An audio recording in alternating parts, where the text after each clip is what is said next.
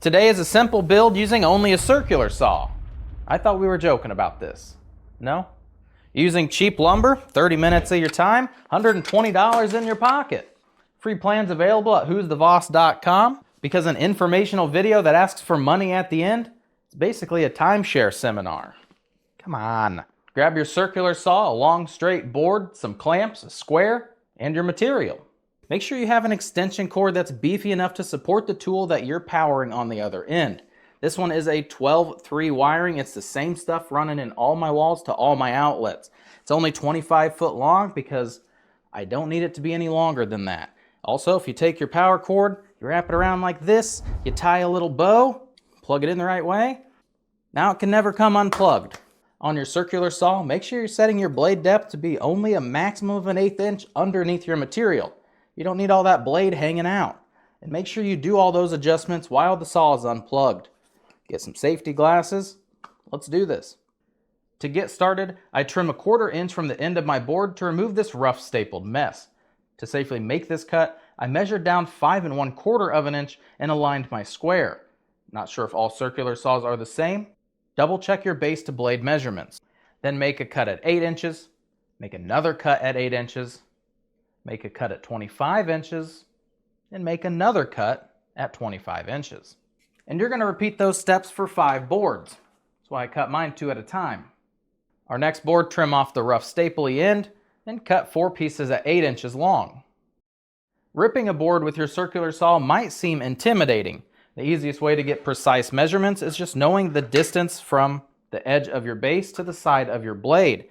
This side is 1.5 inches, this side is 5 inches for my specific model. The problem you might experience, whether you're cutting on top of foam or you're up here on the sawhorses, is that after making a few cuts, there's not enough room to clamp this board down and still safely make a rip cut. And that's where you're just going to take a board of the same thickness, you're going to butt it up against your other piece, and now you have a nice flat surface, and you can continue clamping this board down, finishing off the cuts for this board, and then moving on to the next. You've got 2 clamp options. You have way more than 2, but I'm only going to show you 2. This guy, pretty standard bar clamp. Only problem is if you put him like this, the motor is going to run into him.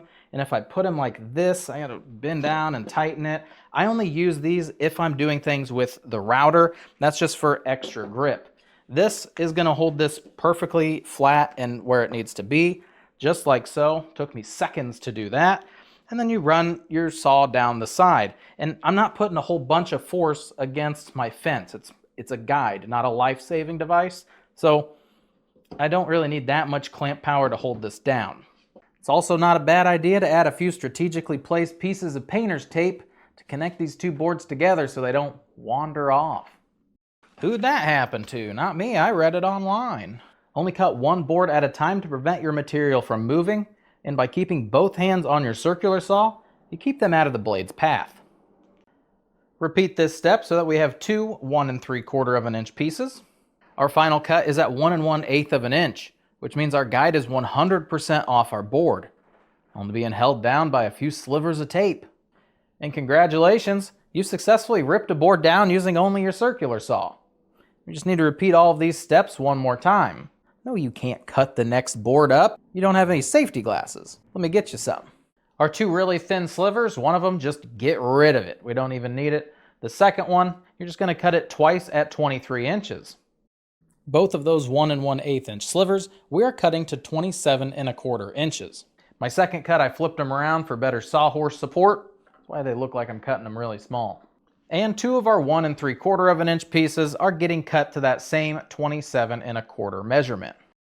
On to assembly, you're going to take 5 of our 25 inch long pieces, find out which side looks the best, because this is going to be the top, the part that everybody sees. You're going to take 2 of our 1 1/8 inch little leg pieces here, and they are going to go just like so. If they are a little bit too short, leave the shortness at the top. Don't leave it at the bottom because they will see the bottom of the box more than they'll see under the lip at the top. Using Titebond 3, it's waterproof, exterior. No, I do not sand any of my pickets. I leave them all raw. I'm using an 18 gauge 1 inch brad nail. They're not galvanized. You can use galvanized if you want. You can use staples if you want. I forgot to fill up my air compressor, and I know she's running low, so give me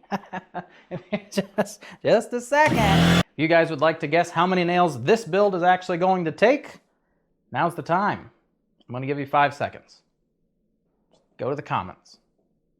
Guess your nails. I'm going to put 2 nails into each of these. Good job. Keeping up. Match whatever side you made flush. This is my bottom. This is going to be the top.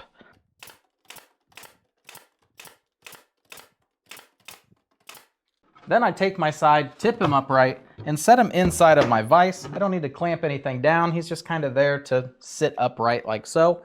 I'm going to take the 1 3/4 inch piece, and I am going to glue and nail him right there. Just nice and flush with the front of our box.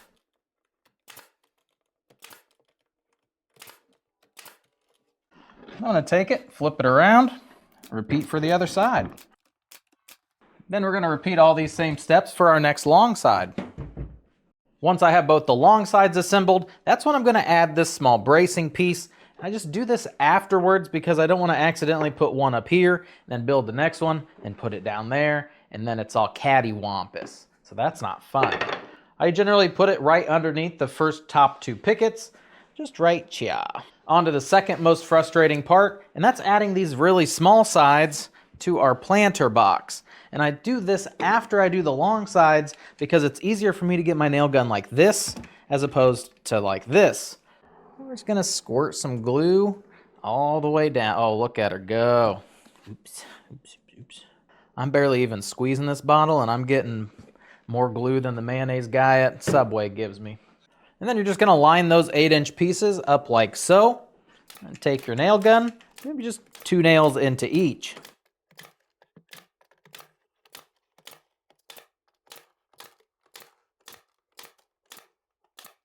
Then we're gonna flip this guy around real gentle because I don't really have any strength until the glue dries. And we're gonna repeat that for this last side. A little glue, a couple nails. To create our bottom, I'm just going to add some glue on top of this ledger. And grabbing those last 4-inch pieces, I'm just going to lay them down inside of here. I do one on the outside, and then the next interior, so that I end in the center. This final interior sliver should be 1 3/4 wide. If that 1 3/4 inch piece is too snug, you can go down to that 1 1/8 inch piece, cutting it at 8 inches, and then just leaving a little bit of a gap in between each plank. Really just allows for additional water drainage. Then secure those boards down with a few nails. To create our mitered top lip, I just measured the top of my box. I got 10 3/8 inch. I always just add 1/2 inch to that, just makes my boards nice and centered. So 10 3/8 plus 4/8 gives me 10 7/8 plus my 5 inches for the saw, looking at 15 7/8. Yeah, buddy. Sorry. Then we're gonna bring them over to our planter box. We're gonna do a rough fit because we don't wanna have to try to cut them after I've already stuck them down into glue because that's less fun. Once they fit nice and tight, throw on some glue, nail them down into place. These boxes are no different than any of the other planters available on my channel. 100% free plans, you just watched the video, free marketing photos, free flyer that you can hand out, free sales sheet to keep you guys organized, here to make you some money. Also available with the 8-inch planter, you have plenty of material to turn it into a 10-inch. If you wanted it 10 inches wide instead of 8 inches wide, I prefer the look of the 8-inch. I think the 10-inch is starting to get a little large, but it's more bang for their buck. So maybe they want a 10-inch planter. I only offer the 8-inch. I don't offer a 10-inch planter, but you've got plenty of material. So if you wanted to do 10-inch boards instead of 8-inch, you can adjust your top sizes accordingly. You got this. Additionally, I drill a 1/4-inch hole in the center of each picket. That just allows for a little bit of drainage. Yeah, it drains into the very bottom of the box, but it'll find its way out. It's water. It's fine. Think I can hit these 2 pieces? Oh! We're done. Stop recording. Hey everybody, me again. We're actually not finished because if I don't go over this, You guys are going to all ask me in the comments, and I'll have to answer you individually, which I love. I only offer the 8-inch box. I do not make the 10 inches. The 8-inch boxes, they are selling for $100. I used to gauge it that each picket was $10 for me. So however many pickets my boxes took, I sold them times 10. That's how much money I would make. I have adjusted my pricing. I went over it in the last video. It's also in the description of this video. The prices have gone up. They've gone up because I'm swamped. There's too many orders. Last year was a real big struggle for me to do all of these, plus filming, and now on top of all of this, now I have business crap I have to do. So I've adjusted my prices to be a little bit higher, so it's a little bit bigger of a payout for me if I'm literally coming home and building planter boxes until I go to sleep. So they are a little bit more expensive. They are, again, in the description. Check that out. If you want to see how to edit your flyer, that was in the last video that posted. I'll just post it in the description as well. It's the flyer video. Bada bing. I don't sell the 10-inch box. I only sell an 8-inch box. Generally, they're going to buy 2 of them. You can offer that they can put, you know, the house numbers on the front. They can put one of those little lights in the middle of it so it illuminates in the night. It's just a nicer box. It's easier to fill up with flowers versus the wider box where they might have to put more and stagger them. And if they are kind of just using it as an additional next to the house, I like the 8 inches sold better than the 10-inch. Last year I sold both of them 10-inch one. So I was just showing you the 10-inch. I'll sell it, but it has no meaning to me. And yeah, that's what we're cooking. That is everything, I think. I think we covered it.